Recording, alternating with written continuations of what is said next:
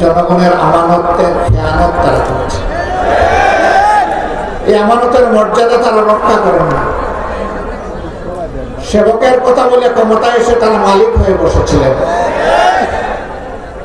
কম বেশি সবাই এই জাতিকে কষ্ট দিয়েছেন, জুলুম করেছে। সবচেয়ে বেশি কষ্ট দিয়েছে গত 15.5 বছরের ফ্যাসিস্ট সরকার। তারা সবার গায়ে হাত দিয়েছে। আমাদের সেনাবাহিনী দিয়ে শুরু করেছে, আর আমাদের বুকের সন্তান যুবক যুবতীদেরকে দিয়ে শেষ করেছে।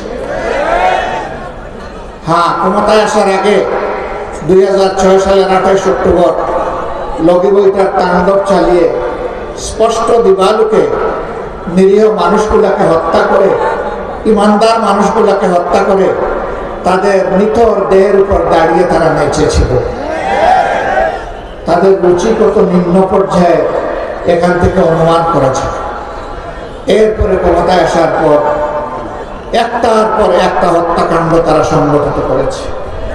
সর্বশেষ 2024 সালের 5 আগস্ট, যেদিন তারা ক্ষমতা ছেড়ে দিশাহারা হয়ে পালালো, সেই দিন পর্যন্ত তারা গণহত্যা চালিয়ে হাজার হাজার মানুষকে খুন করেছে। 34,000-এর পর মানুষকে তারা পঙ্গু করেছে। 500-র পর আমাদের কলিজা টুকরা সন্তানদের 2 চোখ হারিয়ে গেছে, তারা অন্ধ হয়ে গেছে। এই দুনিয়ার সৌন্দর্য আর তারা কখনো দেখবে না। 750-র উপর 1 চোখ হারাইয়ে বাকি চোখটি নিয়ে তারা ঝুঁকিতে আছে। 34,000 মানুষ তারা জীবনের তরে পঙ্গু হয়ে গেছে।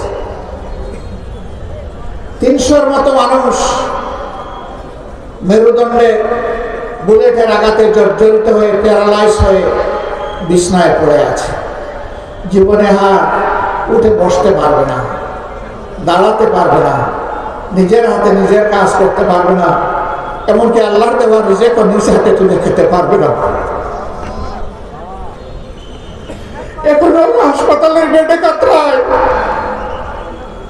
এরা এত নিষ্ঠুর ছিলেন, এত নির্মম। নিজের দেশের জনগণের ট্যাক্সের টাকায় কিনা অস্ত্র জনগণের বুকে এরা ফেলেছে। আমাদের প্রিয় সন্তান আবু সাইদ গভীর আস্থানি আত্মপ্রত্যয় নিয়ে এই ধারণা নিয়ে সে বুক পেতে দিয়েছিল যে না, আমার দেশের মানুষ আমাকে খুন করবে না। 2 টাকা মেলে বলেছিল, বুকের ভিতরে তুমুল ঝড়, বুক পেতেছি, গুলি কর। 1, 2, 3টা গুলি করে তাকে ফেলে দেওয়া হবে। তারপরে তার লাশ নিয়ে অনেক নাটক করে। একটা ছেলে সেই কঠিন দিনগুলোতে পানির কেইন হাতে নিয়ে বলতো, পানি লাগবে ভাই, পানি লাগবে।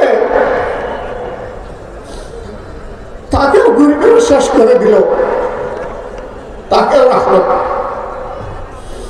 এরকম কম বেশি 200 মানুষকে শেষ করে দেওয়া হচ্ছে।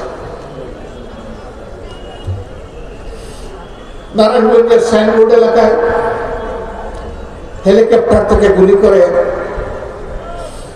আমার একটা যুবতী বোন সুমাইয়াকে খুন করা হলো। আল্লাহ তাদের সকলকে শহীদ হিসাবে কবুল করুন। মাত্র 2 মাসের একটা অবুঝ সন্তান দুনিয়া এসে রেখে গেছে।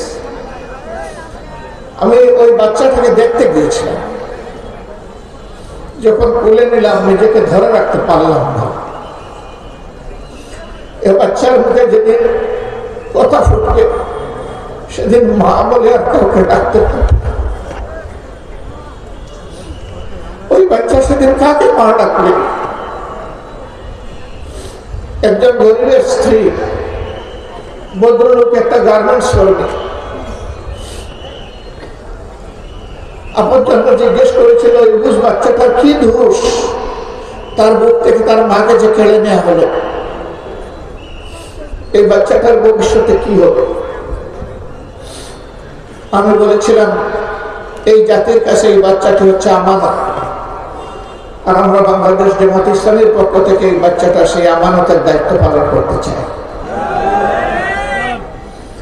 এখন থেকে পূর্ণবয়স্ক না হওয়া পর্যন্ত, প্রাপ্তবয়স্ক না হওয়া পর্যন্ত তার বেড়ে ওঠা, তার চিকিৎসা, তার শিক্ষা, এই সব কিছু ইনশাআল্লাহ তাআলা লাজিম আল্লাহ যেন তৌফিক দেন, আমরা এই দায়িত্ব পালন করব। এ পরিবারের কাছে অনেকে ছুটে গিয়েছেন আবেগে, অনেকে সন্তান নাই। আমাকে একজন শিল্পপতি অনুরোধ করেছিলেন এই বাচ্চাটাকে নিজের সন্তান বানাতে চাই। আমরা তাদের কাছে গিয়েছিলাম, তারা আপনাদের কথা বলেছে, আপনাকে সহযোগিতা করবেন। আমি সব কিছু শুনে একটু নমনীয় হয়ে গেলাম, তাদের কাছে মেসেজ পাঠালাম এই বাচ্চাটাকে ওখানে দিলেও আমরা তার সাথে থাকবো। এই গরিব পরিবারটি জবাব দিয়েছে, আমরা প্রথম যে ঠিকানা খুঁজে পেয়েছি এই ঠিকানা আমরা হারাতে চাই না। রাজশাহীতে গিয়েছিলাম, আরেকটি যুবতী মেয়ে, তার স্বামী ছিল রিক্সাওয়ালা। ওই রিক্সাওয়ালা ভাইটি, তার মা, তার স্ত্রী, তার দুই ভাই, তারা সামনে আসলেন, কষ্ট করা বুক নিয়ে কথা বললেন। একটা পর্যায়ে মেয়েটিকে জিজ্ঞেস করলাম, মা তুমি কেমন আছো? বললো আলহামদুলিল্লাহ ভালো আছি, কিন্তু আমি তো 6 মাসের অন্তঃসত্ত্বা, আমার গর্ভের সন্তানের কি হবে?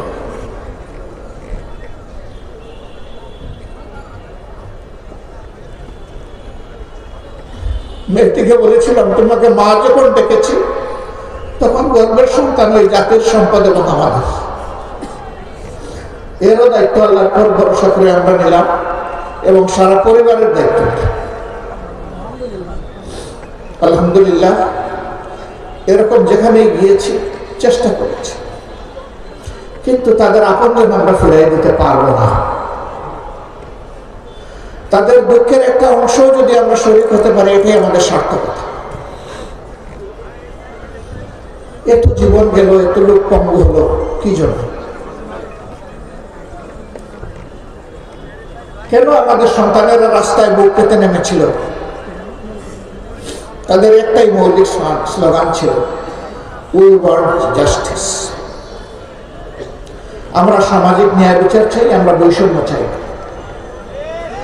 আমরা সকল বৈষম্যের বিরুদ্ধে, আমরা চাঁদাবাজির বিরুদ্ধে, আমরা দখলদারির বিরুদ্ধে, আমরা দুর্নীতির বিরুদ্ধে, আমরা ঘুষের বিরুদ্ধে, আমরা দুঃশাসনের বিরুদ্ধে।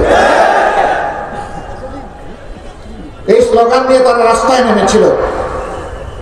এর আগে দফায় দফায় 15.5 বছর ফ্যাসিবাদের বিরুদ্ধে আমরা আন্দোলন করেছি, কিন্তু এই আন্দোলন 24-এর এই আন্দোলনে যেটা সূচনা হয়েছিল জুলাই 1 তারিখ, আর আল্লাহ তাআলা সমাপ্তি টেনে আমাদেরকে একটা শান্তির সমাজ উপহার দিয়েছেন আগস্টের 5 তারিখ, যেটাকে 36 জুলাই বলা হচ্ছে। এই আন্দোলনে আলহামদুলিল্লাহ 10 মাসের কুলের শিশু থেকে শুরু করে 80-90 বছরের বৃদ্ধ বৃদ্ধা পর্যন্ত শরীক হয়েছে। এখানে কোনো শ্রেণী পেশা বাদ যায়নি, কোনো দল মত ধর্ম বাদ যায়নি, সকল পেশার মানুষ নেমে এসেছে। 10 মাসের সন্তান কোলে নিয়ে মা নেমেছিলেন রাস্তায়। উত্তরা এক সাংবাদিক তাকে প্রশ্ন করেছিলেন, আপনি সাংঘাতিক কাজ করেছেন, এই অবুঝ শিশুকে গুলির মুখে নিয়ে আপনি রাস্তায় নেমেছেন কেন? এই মা জবাব দিয়েছিলেন, সন্তান আমার একটা নয়, আজকে বাংলার রাজপথে যে কয়টা যুবক যুবতী নেমেছে সবগুলো আমার সন্তান। ওই সন্তানদের সাথে সংহতি প্রকাশ করার জন্য, একাত্মতা ঘোষণা করার জন্য আমার এই কুলের সন্তান নিয়ে আমি রাস্তায় এসেছি। আবার সাংবাদিক প্রশ্ন করলেন, একটা গুলি এসে আপনার কিংবা আপনার সন্তানের জীবন শেষ করে দিতে পারে, আপনাকে কি আমরা অনুরোধ করতে পারি, আপনার সংহতি প্রকাশ হয়েছে, আপনি চলে যান? তিনি বলেছিলেন, আমার একটা সন্তানও রাস্তা থাকা অবস্থায় আমি রাস্তা ছেড়ে চলে যাব না। যদি আপনাকে খুন করা হয়, আপনার সন্তানকে খুন করা হয়, আমরা দুইজনই শহীদের মিছিলে সামিল হয়ে যাব। কেন? এরা 18 কোটি মানুষের উপর জুলুম করেছে। এই জন্য সমস্ত জনগণ এই আন্দোলনে সম্পৃক্ত হয়ে গিয়েছে। স্বৈরাচার তখন বুঝতে পেরেছিল তাদের রিজেক্ট শেষ। বঙ্গভবনে কিন্তু খাবার রান্না করা ছিল, কিন্তু সেই রান্না কিন্তু মুখে উঠে না। বলিল্লাহুম্মা মালিকাল মুলকি তুতিল মুলকা মান তাশা ওয়া তানজিউল মুলকা মিম্মান তাশা ওয়া তুইজ্জু মান তাশা ওয়া তুযিল্লু মান তাশা বিয়াদিকাল খায়র ইন্নাকা আলা কুল্লি শাইইন কাদির। আল্লাহু আকবার। সেই মহান সত্তা আল্লাহ, যিনি সকল কিছুর উপর ক্ষমতাবান, ক্ষমতা দেওয়ার মালিক, কেড়ে নেওয়ার মালিকও তিনি। ইজ্জত দেন তিনি, আবার বেইজ্জত করেন তিনি। তারা যখন ক্ষমতায় ছিলেন, আহারে এদেশের শ্রেষ্ঠ সন্তান আলিম উলামাকে তারা কত ইজ্জত করেছে। পায়ে বেড়ি দিয়ে, হাতে হ্যান্ডকাপ দিয়ে জেল থেকে ওই জেলে, জেল থেকে কোর্টে তারা টানাটানি করেছে। তাদেরকে খুন করেছেন, গুম করেছেন। দেশপ্রেমিক বিভিন্ন দলের মানুষকে তারা খুন গুম করেছেন, সাধারণ মানুষকে খুন গুম করেছেন। শেষ পর্যন্ত আমাদের যুবক যুবতী কলিজার টুকরা সন্তানদেরকে হাতুড়ি বাহিনী পাঠিয়ে গুলি চালিয়ে তারা খুন করেছে। আমাদের মেয়েদেরকে তারা ছাড় দেয় না। তারা আবার ফিরে আসবে। কেউ কেউ বলেন আগামী নির্বাচনে তারা অংশগ্রহণ করতে পারবে কিনা। নির্বাচন কার জন্য? নির্বাচন তাদের জন্য যারা মানুষকে সম্মান করে। নির্বাচন তাদের জন্য যারা দেশবাসীকে ভালোবাসে। নির্বাচন তাদের জন্য যাদের কাছে দেশের প্রতি ইঞ্চি জমি আমানত। এই বিশ্বাস আস্থা যাদের নয়, নির্বাচন তাদের কপালে নয়। এরা তিনটি নির্বাচন অবৈধভাবে ক্ষমতায় থাকার সময় কি তাণ্ডব চালিয়েছে, আমরা কি ভুলে গিয়েছি? যারা নির্বাচনে বিশ্বাস করে না, তাদের আবার কিসের নির্বাচন? আগামীতে আমরা চাই জরুরি, অতি জরুরি সংস্কারগুলো সাধন করে বর্তমান সরকার একটা সুষ্ঠু নির্বাচন দিয়ে তারা যার যার জায়গায় চলে যায়। এই নির্বাচনে জনগণ যাকে ভালোবাসে, যার উপরে আস্থা রাখতে পারবে, যাদেরকে দেশের দায়িত্বটা দিলে তারা দেশের মানুষকে সম্মান করবেন, ভালোবাসবেন। দেশের মানুষের আমানত শ্বশুর বাড়ির নিয়ামত মনে করবেন না। প্রতিটি আমানতের পাই পাই হিসাব রাখবেন। চুরি করে দেশের সম্পদ বিদেশে পাচার করবেন না, যেমনটি গত 15.5 বছরে করা হয়েছে।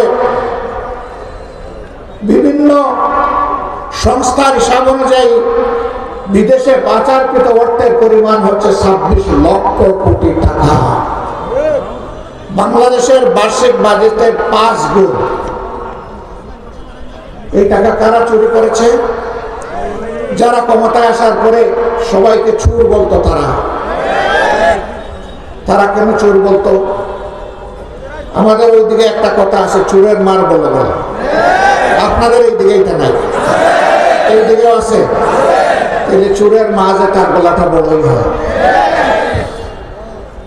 সব জায়গায় গরু চুরি হয়, মাঝে মাঝে হয় না? আমাদের ওইদিকে একবার গরু চুরি হয়েছে। মালিক খবর পেয়েছে যে নির্দিষ্ট একটা গ্রামের চোররা তার গরু চুরি করে নিয়েছে। ভদ্রলোক অন্যের জমি চাষ করে খান, গরিব মানুষ, কষ্টে সৃষ্টে 2-4টা গরু পোষেন। তিনি খবর পেয়ে ওই চোরের বাড়িতে গেলেন, তার মাকে পায়ে ধরে বললেন, আপনি আমার মায়ের মতো, আমি গরিব মানুষ, এই 2টা বলদের উছিলায় আমার পরিবার চলে। আমি দাঁড় দেনা করে কিছু অল্প জিনিস নিয়ে এসেছি হাতে করে, আপনি যদি একটু আপনার সন্তানকে বলে আমার 2টা বলদ দিয়ে দেন।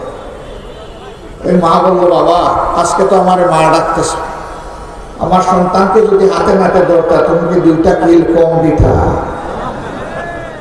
হিসাব করে তো সবগুলোই বসিয়ে দিতে হবে। এমনকি অনেক জায়গায় তো পিঠে মেরেই ফেলে। সাবধান, তুমি এমন কথা আমাকে বলো না। এটাই হলো চুরের মার বলতো। যারা এই কাম করেছে, আকাঙ্ক্ষী কাম করেছে, বাংলাদেশকে ফোকলা করেছে, ব্যাংক এবং নন ব্যাংকিং যতগুলা ফিনান্সিয়াল সেক্টরস আছে সবগুলাকে যারা ধ্বংস করেছে, লুট করেছে, গণ ডাকাতি করেছে, এই সমস্ত জায়গায় তারাই অন্যকে চোর বলে ডাকাত বলে গেল। ঠিক আছে, তারা গেল। এখন কি হবে বাংলাদেশে? আবার কি সেই সংস্কৃতি চালু হবে? তাহলে এই সংস্কৃতি অতীতে যারা চালু করে নাই এবং বর্তমানে যারা জাতির সাথে দুঃখ কষ্টে লেগে আছে, মানুষের সম্পদের উপরে হাত দিচ্ছে না, ইজ্জতের উপরে হাত দিচ্ছে না, জীবনের উপরে হাত দিচ্ছে না, আস্থাটা তো তাদের উপরেই রাখতে হবে, তাই না? এই দলগুলা কোনগুলা, এদেরকে খুঁজে বের করতে হবে। এরা যখন জনগণের কাছে আসবে, জনগণের দায়িত্ব হবে বুকের উষ্ণতা দিয়ে তাদেরকে জড়াই দেওয়া, যে আমরা আপনাদেরকেই করছি, আমরা যতটুকু আপনাদেরকে দেখছি, আস্থা রাখতে চাই, আপনারা চাঁদাবাজ হবেন না, আপনারা দখলদার হবেন না, আপনারা দুর্নীতিবাজ হবেন না, আপনারা ঘুষ এবং কেলেঙ্কারিকে প্রশ্রয় দেবেন না, আপনারা মানুষের জীবন এবং ইজ্জতের উপরে আপনারা সম্মান দেখাবেন। আমরা এই আস্থা আপনাদের উপরে রাখতে চাই। আপনাদেরকে আমাদের আস্থার দাম দিতে হবে, মূল্য দিতে হবে। এদেরকে খুঁজে বের করবেন, দল হোক, জোট হোক, অথবা একসাথে একাধিক দল হোক, যাকে আপনার ভালো লাগে। আমি জামাত ইসলামের কথা বলছি না, ভালো করে খেয়াল রাখবেন। তবে হ্যাঁ, আমরা কি করেছি এবারকার এই পরিবর্তন, 15.5 বছরের আমাদের উপর নির্যাতন, আমাদের নেতৃবৃন্দকে খুন করা হয়েছে, গুম করা হয়েছে, পঙ্গু করা হয়েছে, ঘর বাড়ি থেকে বিতাড়িত করা হয়েছে, ঘর দুয়ার বুলডোজার দিয়ে ভাঙা হয়েছে, অফিসগুলো তালাবদ্ধ করে রাখা হয়েছে, আমাদের দলের নিবন্ধন কেড়ে নেওয়া হয়েছে, শেষ মুহূর্তে বিদিশা হয়ে হুঁশ হারিয়ে আমাদের দলকে নিষিদ্ধ ঘোষণা করা হয়েছে। কিন্তু এই পরিবর্তনের সাথে সাথে আমরা আমাদের সহকর্মীদেরকে বলেছিলাম, এই দেশ আমাদের সকলের, আমরা দেশকে ভালোবাসি, মানুষকে ভালোবাসি, অতএব আমাদেরকে ধৈর্য ধরতে হবে এবং শান্ত থাকতে হবে, সেই সাথে আইন শৃঙ্খলা ফিরিয়ে আনার জন্য সর্বাত্মক চেষ্টা করতে হবে।